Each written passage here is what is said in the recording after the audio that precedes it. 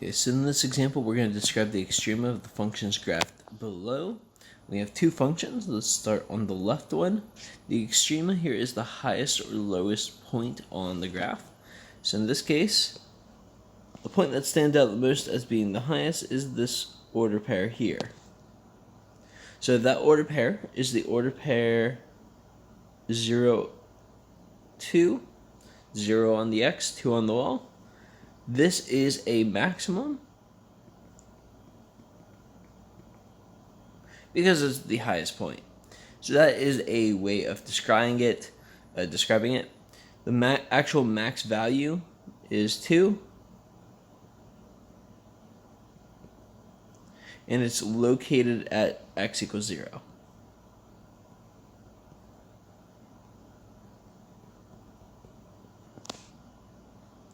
For the other graph, looking for the extrema, again the highest or lowest point, you can see it drops down. And we get to right here, which is the lowest point on this graph. This is the order pair, 2 on the x, -1 on the y. And to describe whether what type of extrema it is, well, this is a low point. It's lower than all the other points on the graph, so it's a minimum.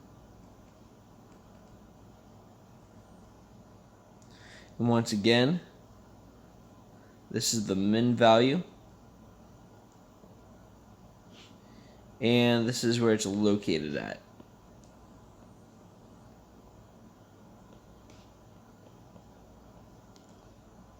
Sometimes a question might only be asking for the minimum value. In that case, you only need to supply the y value. In some cases, it might ask you where the minimums or extremas are located.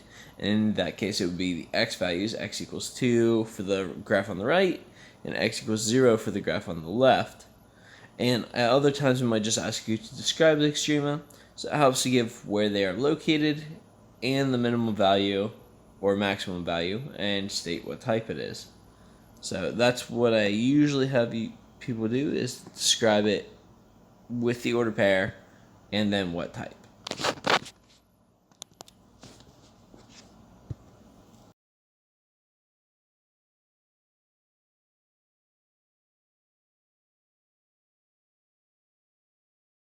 Okay, in this example, we are asked for what values of x is g of x equal to 2 minus the absolute value of x increasing, and for what values is it decreasing.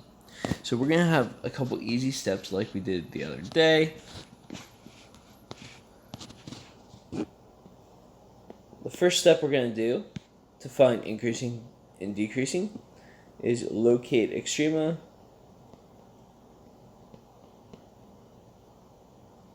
Those are our highest or lowest points. So you see we have an extrema right there. So like we did yesterday, for positive and negative, I'm going to draw a dotted line going down through that extrema. And that splits my graph into 2 segments.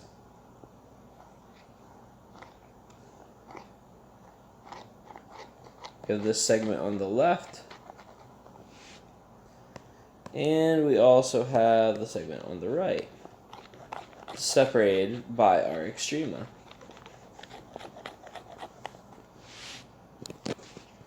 Second thing we did yesterday with positive and negative intervals is we just stated the intervals, or found the intervals.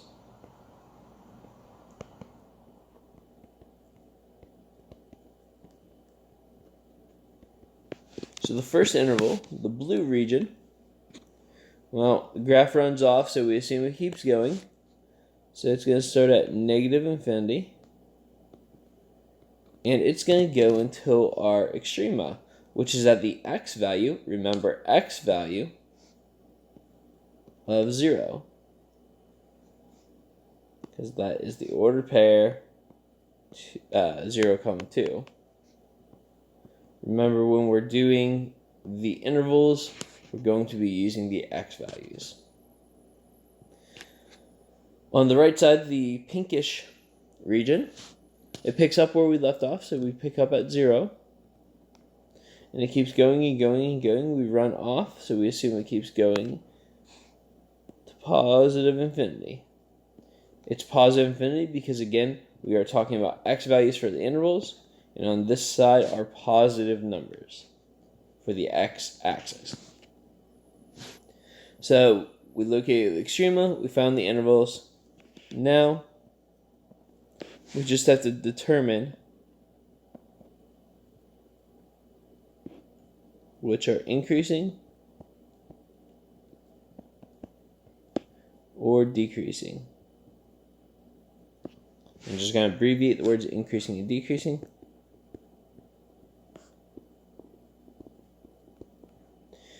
Decreasing is always moving from left to right.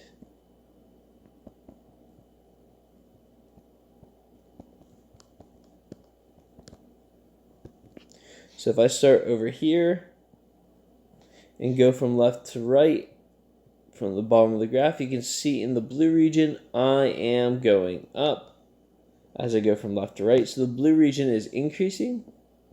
So negative infinity to 0 is increasing. Then once we get to the pink region, after the extrema, we are now going down.